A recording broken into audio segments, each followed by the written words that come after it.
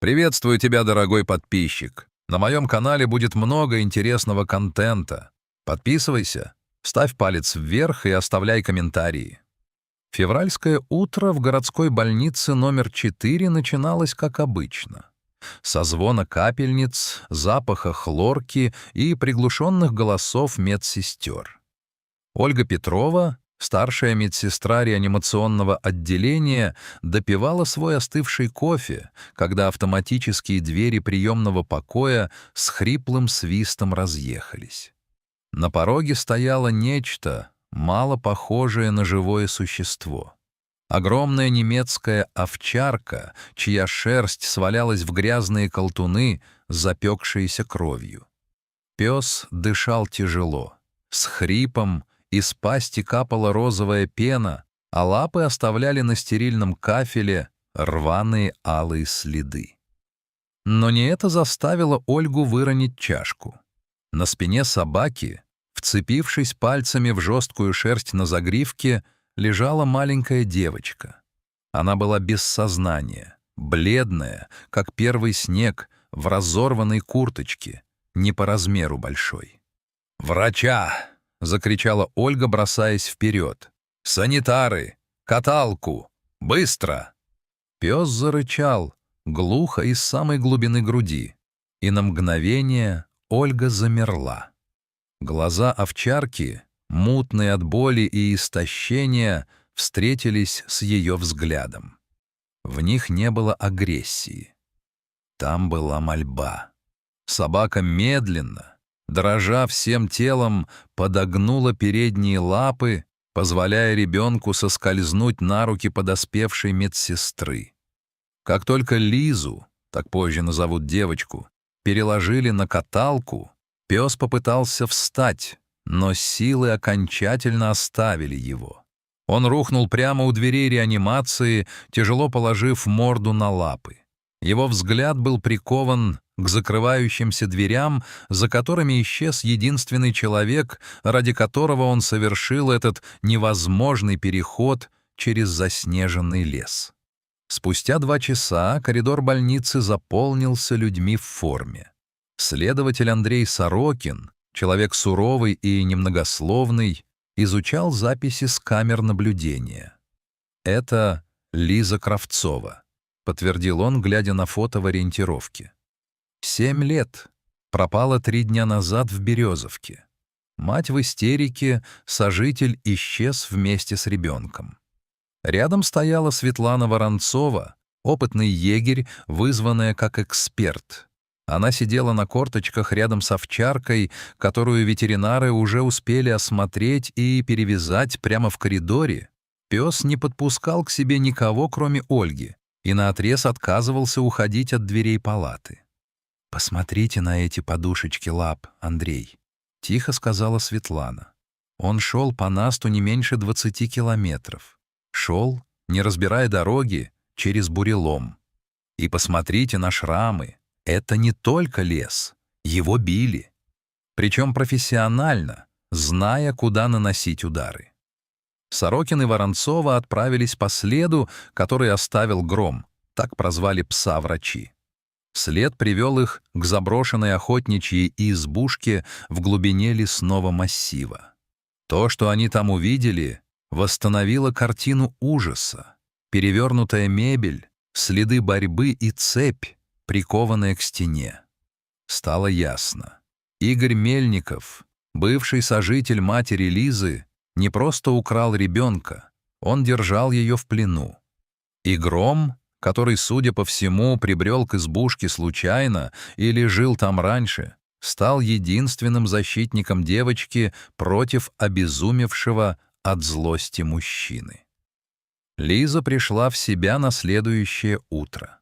Когда Ольга вошла в палату, девочка первым делом спросила не про маму, а про волка. «Он живой?» — прошептала она пересохшими губами.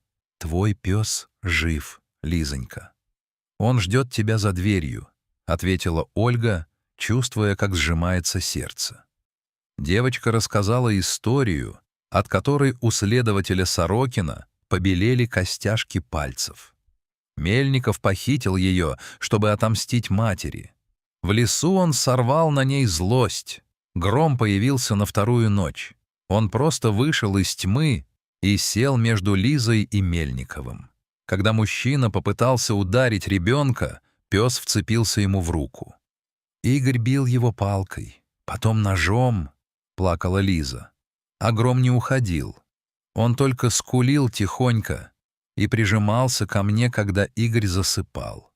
А вчера, когда Игорь ушел за водкой в деревню, Гром подставил спину и сказал: «Ну, он так посмотрел, что я поняла. Надо лезть на него». И мы пошли. Лиза заснула, а Ольга вышла в коридор. Гром поднял голову. В его глазах читалось понимание. Он выполнил свою задачу. Но история на этом не закончилась. Мельников был загнан в угол. Полиция перекрыла все выходы из леса, и преступник, движимый параноидальным желанием закончить дело и отомстить собаке, решился на безумный шаг. Пользуясь ночной неразберихой и тем, что один из пожарных выходов больницы был временно не заперт из-за ремонта, он проник внутрь. Ольга дежурила в ту ночь. Она услышала странный звук в коридоре. Не шаги, а скорее тяжелое волочение. Гром, до этого мирно спавший у палаты Лизы, внезапно вскочил. Его шерсть на загривке встала дыбом, а из горла вырвался звук, похожий на рокот приближающегося поезда. Мельников появился в конце коридора. В руке у него блеснуло лезвие охотничьего ножа. Он выглядел как безумец, обмороженное лицо, дикий взгляд. «Отдай девчонку!» — прохрипел он, направляясь к палате. Ольга застыла, но Гром действовал мгновенно.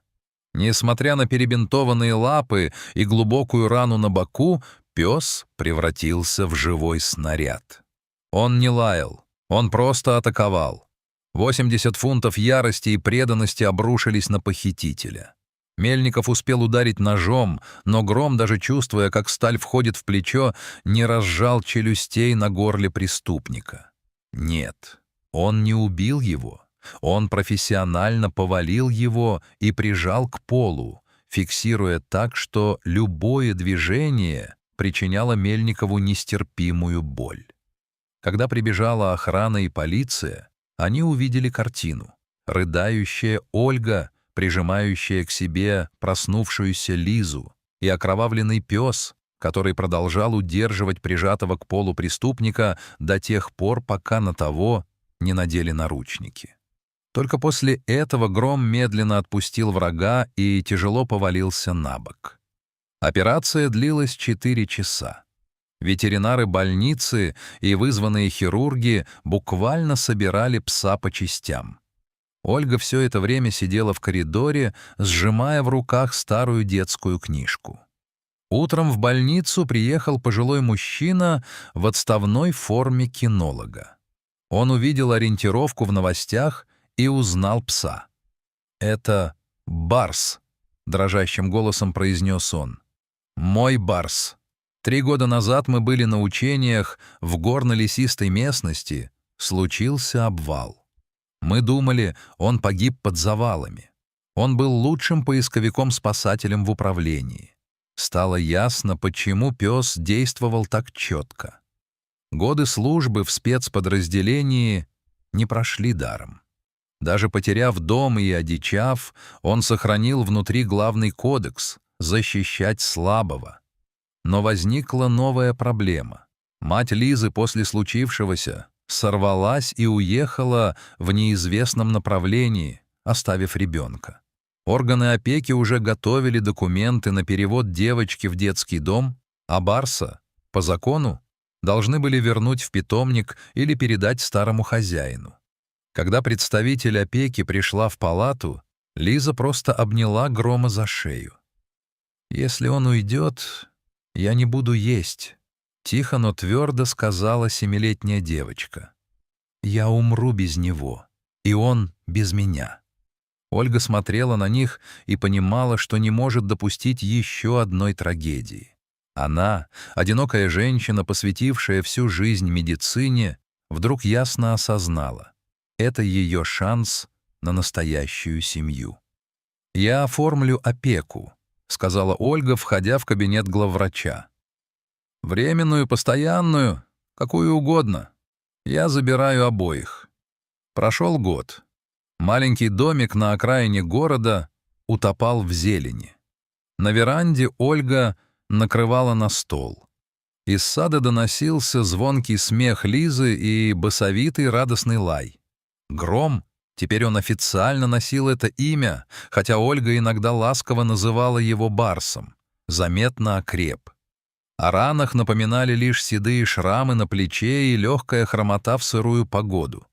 Но взгляд его изменился. В нем больше не было мольбы или боли, только спокойное достоинство хозяина дома. Лиза больше не просыпалась по ночам от криков. Если ей снился кошмар, она просто опускала руку с кровати, натыкалась на теплую влажную морду, и страх уходил. Гром всегда был рядом. Они часто ездили к озеру. Лиза бегала по берегу, кидая псу палку, а Ольга смотрела на них и думала о том, как странно устроена жизнь. Овчарка, которую когда-то списали со счетов, и девочка, которую мир едва не сломал, нашли друг в друге спасение. Дом — это действительно не стены.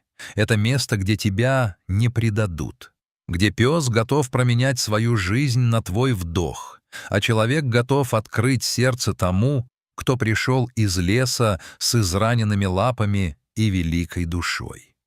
Гром лежал на траве, щурясь на солнце, и внимательно следил за каждым движением Лизы. Его миссия не закончилась в больнице. Она только началась, и он знал, что бы ни случилось, он больше никогда не оставит свою девочку.